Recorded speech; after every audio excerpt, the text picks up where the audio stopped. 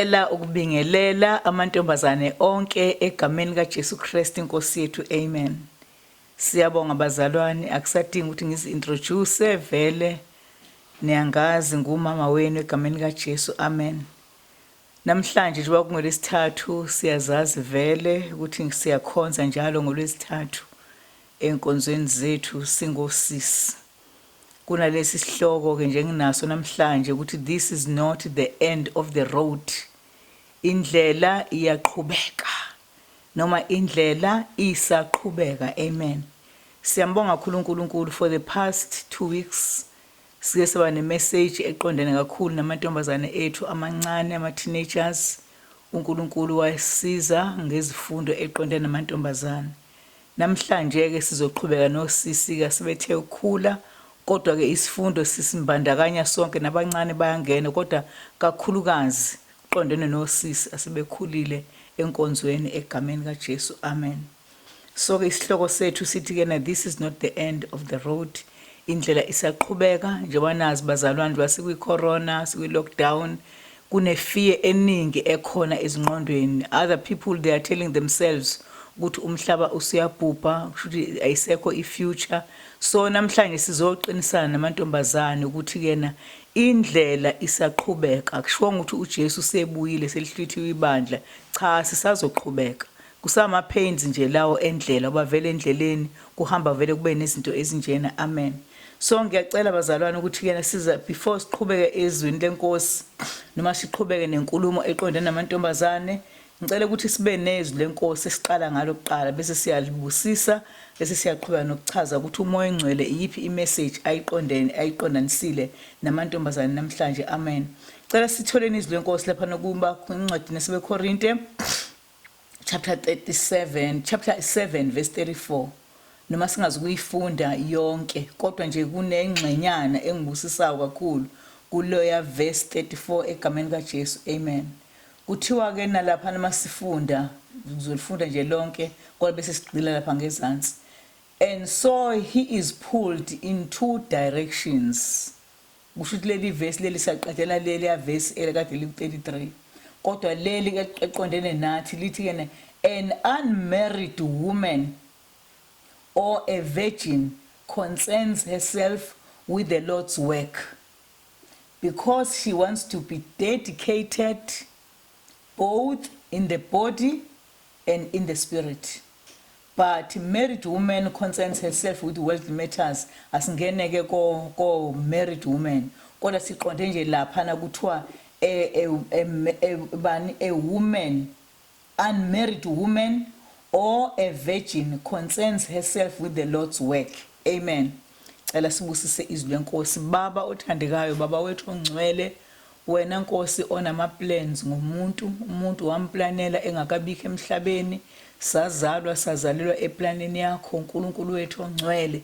Namanje ke Nkosi sangena ezwini lakho uNkulunkulu wethu omuhle, kuyinkonzo yangoLwesithathu, inkonzo yamantombazane, lapha amantombazane ecetshiswa khona ukuthi kufuneka ahambe kanjani kulama directions uNkulunkulu akasinikeze wona. uNkulunkulu wethu ongcwele, siyalibonga igama lakho, siyalibonga Nkosi futhi izwi lakho, phinde usibusise sonke sisalalele uNkulunkulu wethu ongcwele egameni kaJesu Kristu waseNazaretha. Amen.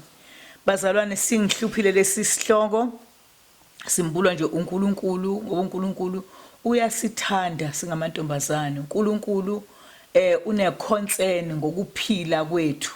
Ungayitsheli wena mawubona izinto zingakuhambeli kahle bese uyitshela ukuthi yena uNkulunkulu ulivalile iso lakhe phezu kwempilo yakho.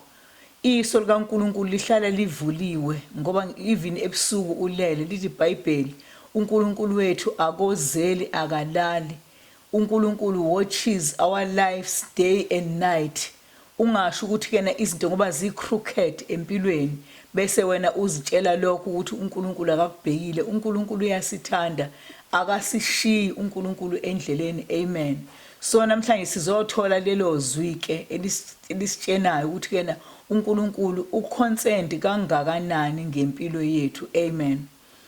So lithi iBhayibheli ke intombazane noma intombi, an unmarried woman noma a virgin, ama-virgin, amantombazane angamazi umuntu wesilisa, unmarried women, amantombazane wonke la ngelisithathu amantombazane angashadile akhomithe impilo yawo enkosini. Amen.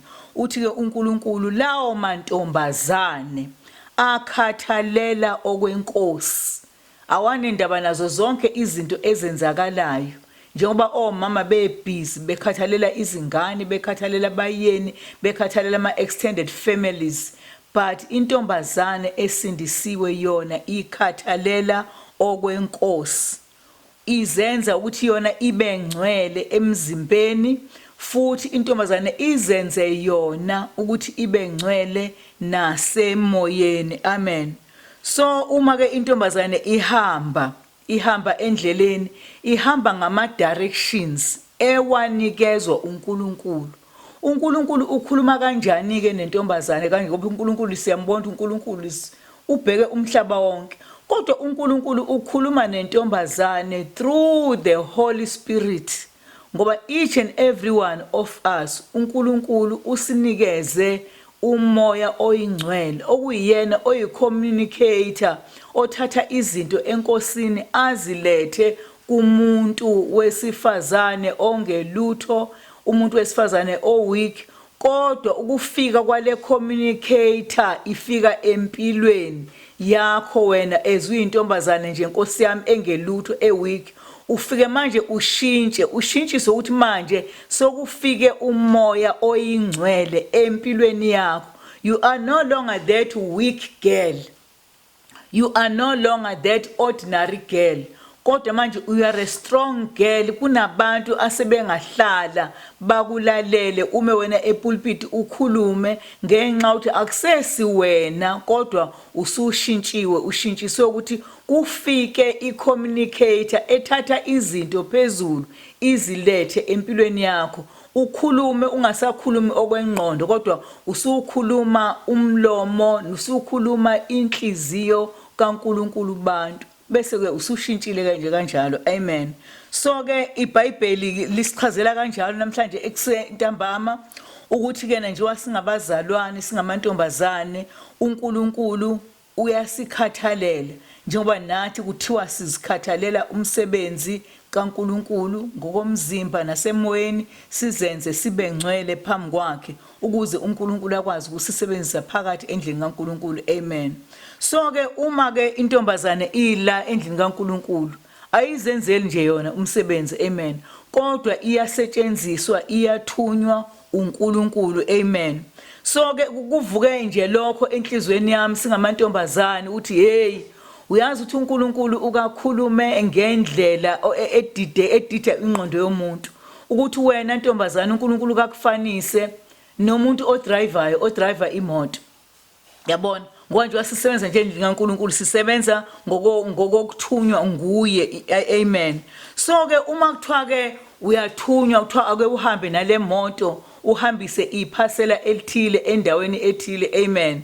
So uma uhamba into ofuneka uyiqaphele, udriver nazo incwadi, kodwa into oyiqaphelayo okokuqala nje uhamba nje endleleni, uqaphela ama signs endleleni ukuze ungakwazi wenze amaphutha. Amen. Udriver uma edriver imoto ehamba emgwaqeni esezigcinile zonke izinto ezigcinayo ukuthi wena udriver ngokwawa left wenze njani ngiyabona konke lokho, kodwa into ebalulekile uma udriver imoto wenza umsebenzi walomuntu wena okuthumile, uyisithunywa uhambisa iphasela endaweni ethile, into ozoyiqaphela uqaphela ama road signs emgwaqeni. Amen.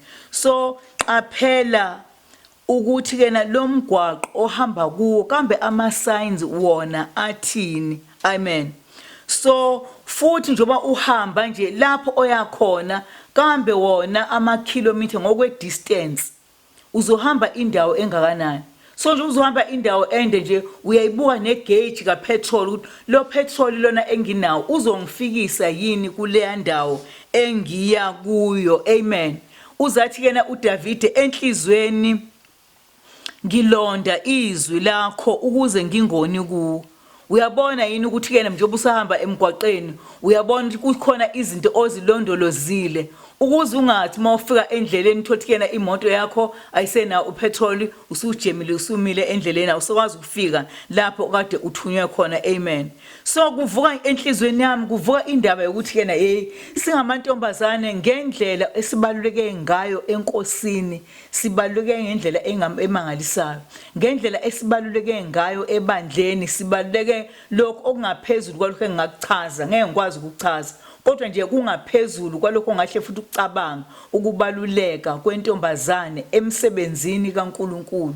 Nami nje amehlo ami engqondo athi abheka emuva ngibuke indaba abantwana bakwaIsrayeli begqilazekile eGibhithe ukuthi uNkulunkulu wenza iplan yakhe wathi uma eyidweba ukuthi bayophuma kanjani labantwana bakaNkulunkulu labantwana bami bakwaIsrayeli njengoba begqilaze uFaro, wathi kena kuyofuneka kube khona umfana oyozalwa esizweni samaHebheru okuyena oyokhulula abantwana bami kaIsrayeli. Lithi iBhayibheli esezaliwe lo mntwana lona, amen, kwaphoqeleka ukuthi akube khona intombazane ezoyohlala iyogada umntwana njengoba ukuthi umntwana uma wakhe wayembeke emfuleni, amen, ukuze kungenzeki lutho olubi kumfana, amen. So lithi iBhayibheli kwaba nodadewabo ongathi nje uSamawavile wayinikela wazidedicate wathi mina ngizohlala ngiyogada ukuthi isiphi isigcino esogcina senzekile kumntwana wakithi ulo uMoses, amen. So lapho ngilandela icebo likaNkulunkulu ukuthi icebo likaNkulunkulu lifezeka ngevirgin, lifezeka ngeunmarried woman, umuntu wayengekho consent ngekhaya ongekho consent nangani kodwa waye consent ngecebo nokuthi kufezeke injongo kaNkulunkulu ngabantwana bakaIsrayeli abagqilazekile eEgypt, amen. So lithi iBhayibheli lo mntwana lona wakwazi ukusinda ngenxa yokuthi kena uMiriam wayegadile ukuthi isiphi isigcino esizokwenzeka ngempilo yomfowethu uMoses, amen. Siyadlula lapho ngiyabuka futhi enhlizweni yami yazi ukuthi kunelinye izwi lenkosi elilapha kuExodus, yabona nje kuvele kwavuka nje amantombazane enza icebo likaNkulunkulu ababa ifoundation ebandleni kaNkulunkulu laqala, amen. Lithi iBhayibheli ngesikhathi manje abantwana bezalwa babafana ngaso lesasikhathi so Miriam bazalwane ngesikhathi bebulawa kwaba neinstruction estrong eyaphuma enkosini uFaro eyokuthi kena uma nje kuke kwazalwa ingane yomfana lapho esibhedlela nina manesi anovele nenze show ukuthi kena leyo ngane yomfana iyafa ingasindi, akusinde ingane zamantombazane kuphela, amen. Kodwa isimanga ukuthi kena those girls ababemesaba uNkulunkulu, those unmarried women ababeqashiwe besebenza njengamanesi esibhedlela kwavuka ukwesaba uNkulunkulu. Njengodriver ohamba emgwaqeni udriver mayihamba emgwaqeni edriver imoto into akayesaba ngisho ungaqhabuka ama-truck egijima emva kwakhe uqhamuka i-truck i-opposite kodwa akasabi ama-truck kodwa into akahlala eyisabayo into ahlala ayiqaphele uqaphela ama-signs ukuthi inkosi yami mabe lo mgwaqo lona unama-signs athini kunejika kufanele ngehlise ispeed, amen. So nje umuntu osindisiwe noma intombazane esindisiwe iqaphela nokuqaphela okwezwi likaNkulunkulu ukuze ingone kuNkulunkulu, amen. So lithi iBhayibheli laba besifazane kuthi babemsaba uNkulunkulu bese emsebenzini besebenza nje wonke umsebenzi kodwa bona babemesaba uNkulunkulu. Lithi iBhayibheli kwathi makufika isikhathi sokuthi kene kunomama bamaHebheru abazodeliver ingane ewodini labo sisi labo noma labo sister engabe wosister noma ama midwife wives abakhona basebenza esibhedlela kwase kufanele ngabe bayibulala ingane kodwa abazange baze bakwenza lokho because lithi iBhayibheli they feared uNkulunkulu ophilayo uNkulunkulu kaIsrayeli abazange bayisaba instruction kaFaro kodwa besaba uNkulunkulu ongabonwa ngamehlo uNkulunkulu esimkholwa ukuthi ukhona ngenxa yamandla akhe, amen. So lithi iBhayibheli they could not do that labo sisi labo. So uNkulunkulu waba kind kubona noma ufale sibabuza ukuthi kwenzeke kanjani bavele bathi bona mama Hebrews they are very strong vona masisisi yoba sibabelethisa izingane sibathola vele sebedilivile uNkulunkulu lithi iBhayibheli lapha ku verse 20 Exodus chapter 1 amen so God was kind to the midwives and the people increased and became even more numerous amen uthi kena lona ivelo wayibhala le chapter lena uthi kena and because the midwives feared God amen bazalwane he gave them families of their own kusho ukuthi labo mama elinye iBhayibheli lithi kena wabanikeza imizi kodwa leli ke ule NIV uthi na families amen so lithi iBhayibheli uNkulunkulu wabavusela imizi yabo ngiyabuka nami nje ngesikhathi samanje futhi ngaleso sikhathi lama midwives lawo ayehlalela emqashweni ayephila nje leyo mpilo leyo yokungazazi ukuthi kena kambe where do we belong nebona lento bazalwane kodwa uNkulunkulu wabona labo midwives ngoba nakumasaba mina angibavusele imizi kusho ukuthi kubalulekile ukuthi uma uyintombazane uthi dedicate your life to God uzinikele ukwenza umsebenzi kaNkulunkulu ngokuthembeka nangokumesaba uNkulunkulu ngalokho uNkulunkulu uzobuka emuva abone ukuthi ngane yami yini oshoda ngayo akunikeze leyo nto lena okufanele ngabe iyakubusisa endleleni amen so ke bazalwane bami mantombazane ami ngiyambuka ngicela singayisusi esihlokweni sethu esithi this is not the end of the road kodwa indlela isaqhubeka ake sibone intombazane iqhubeka idriver endlini kaNkulunkulu ihamba ngokuqaphela izwi layo endlini kaNkulunkulu amen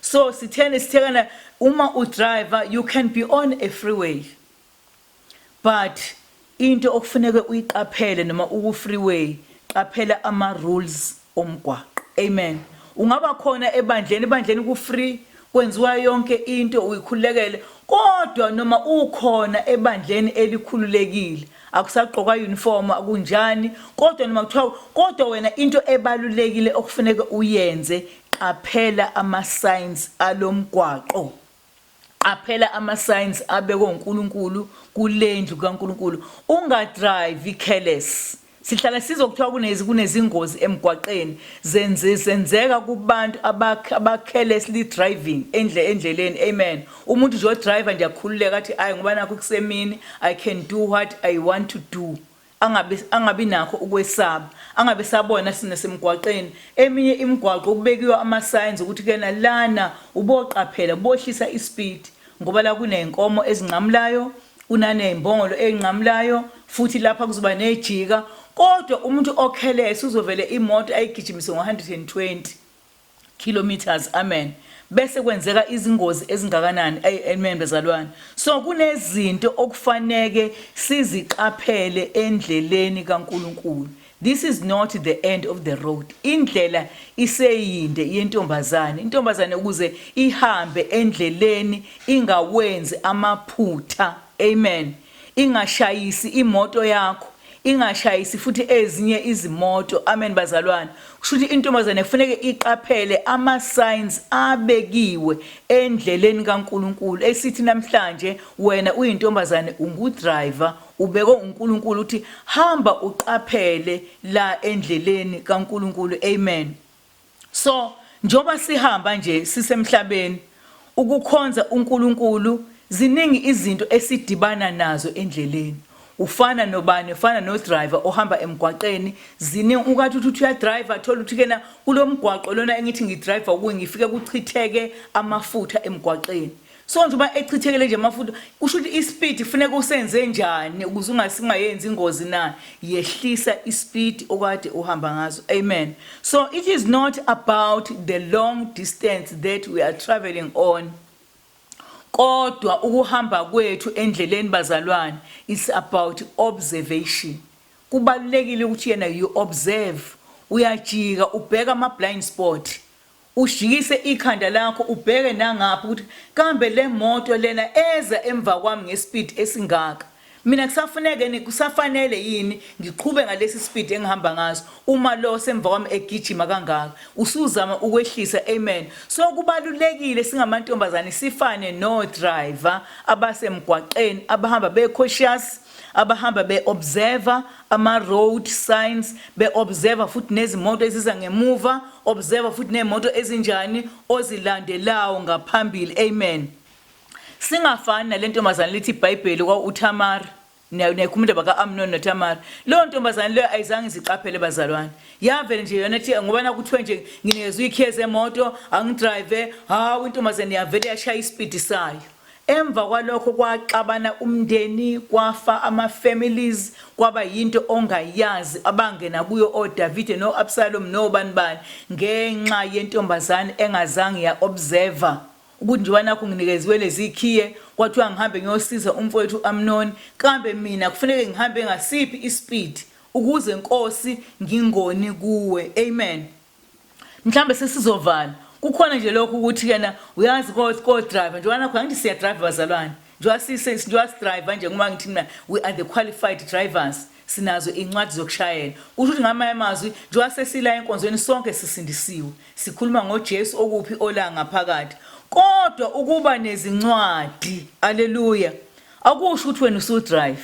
Niyibona leli bazalwane ukuthi ngwanakho ususindiswa umkwela uJesu ngeke uzusho ukuthi wena usuyisigora amen bazalwane. So into ebalulekile ezoprove ukuthi wena usindiswe ngempela amen ukuthi wena ube njani, ube umuntu okwazi ukuobserver, ukwazi udriver, udrive ube safely driving, ukuthi wena ungudriver iyena ndlela ezobonakala ke lokuthi cha ngempela usibanibani ungudriver ngempela. So nala enkonzweni into ezobonakala ngempela usibanibani usindisiwe izinto ozohamba uovercome endleleni, indlela okhuluma ngayo, indlela owenza ngayo kuzobona cha ngempela usibanibani hayi usindiswe ngempela ngoba nimbonile nti unqobe u1 no2 no3 amen. So singamantombazane lithi iBhayibheli nje singamantombazane sisindisiwe sisimele ukuthi sibe dedicated ekukhonzeni ebandleni amen, ngoba thina sikhathalele okwani, sikhathalele okwenkosi. Ngabe indaba kaIsrael ayikhulunywa kangaka ukube ayengekho amantombazane aba yifoundation yeplan kaNkulunkulu ukuthi abantwana bakwaIsrael bakhishwe eGibhithe. Zonke lezi ncwadi eziwu5 ze-Old Testament ngabe mhlambe asinazo kube Miriam abazange bathembeka enkonzweni ababeyenza amen. Ukube labosisi ababangama midwives abazange bathembeka ekutheni basabe uNkulunkulu ngabe kuyihistory ukuthi kambe uMoses wake wazalwa amen. So ungamamazi uNkulunkulu uyayiveza lento ukuthi yena noma ngabe wena uyintombazane uyazibona ukuthi uyintombazane nje, kodwa kuNkulunkulu you are not just an ordinary girl. uNkulunkulu ubona isisebenzi sakhe, uNkulunkulu ubona incekukazi yakhe ezolalela ama instructions. Ithi futhi mayihamba endleleni ithi observe all the signs ezobheka nawo endleleni. Uma isign ithi wena uyama, uma isign ithi wena yehlisa, uma isign ithi wena khululeka, uma isigns ithi yena qaphela ukuthi kuzoqhamukani nawe qaphela. Into ezosenza bazalwane bami noma ntombazane ami ukuthi sikwazi ukuhamba this long distance uNkulunkulu akayisho namhlanje ethi kena this is not the end of the road. Ngoba nje wakuthiwa i-lockdown nje nengqondo yethu sivele yalokhe kwabe ngathi nje hayi sekuphelele konke. This is not the end of the road. Indlela isaqhubeka. Ziningi izinto esafuneka ziproveke empilweni yakho ukuthi wena njengoba ulapha nje enkonzweni wamukela uJesu ophilayo, njengoba ulapha nje enkonzweni uyalifunda izwi, you observe all the rules ezibekiwe kulomgwaqo lona ohamba kuwo uyintombazane usindisiwe amen. Uma singabantu aba-observer futhi yazi ngiyayibuka lento ukuthi even o-driver emgwaqeni uma ngathiwa baya-observer benza njengoba befundisiwe kwi-learners ngabe izingozi ezingaka azikho. Nasemabandleni ngaba amantombazane angaka awalimali amen. Ziningi izinto uNkulunkulu akayibekile kwintombazane nentombazane. Ngifisa ukuthi kena ushaye u2020 wena ususendaweni ethile kodwa akuzange uze kwenzeke bazalwane. ngenxa ukuthi amantombazane ahamba endleleni abuye aba-crippled ngenxa ukuthi kena bakwazanga ukubona ukuthi kena lo mgwaqo lona kuzoba no-crossroad lapha ngaphambili.